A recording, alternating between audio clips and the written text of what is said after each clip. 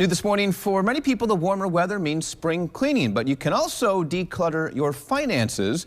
Local financial professional Tom Neumann from Drake & Associates joins us now with ways to clean up those finances. Good morning, Tom. Good morning to you. How are you? I'm very good, thank you. So why is right now a good time to tidy up those finances? Spring is always a refreshing and renewing time, so making it an absolute great opportunity to clean up your finances, maybe even your financial documents. You know, by this time we've moved past the holiday season, which means hopefully you have time to prioritize your finances. And the goal of it is just to make sure that your finances are in better shape than they were during the winter months. I mean, you should have, or someone should have, just done your taxes, so all those documents are out right now anyway, right?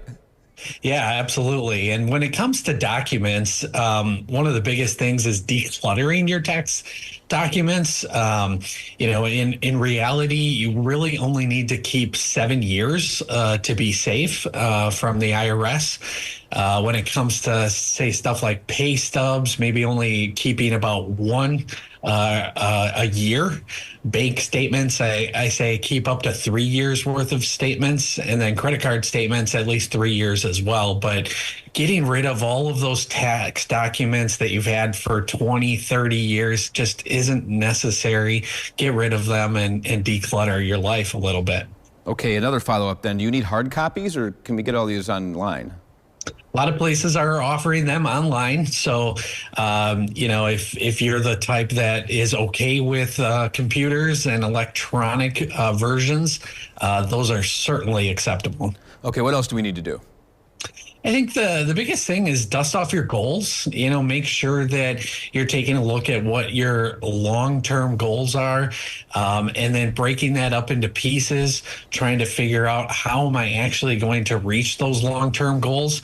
Say, for instance, if you're looking to retire in the next 10 years or so, what do you need to do on a monthly basis or every paycheck basis in order to get you to that end result?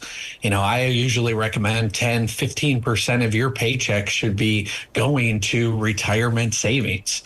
The other thing that I would suggest is tidying up your spending plan.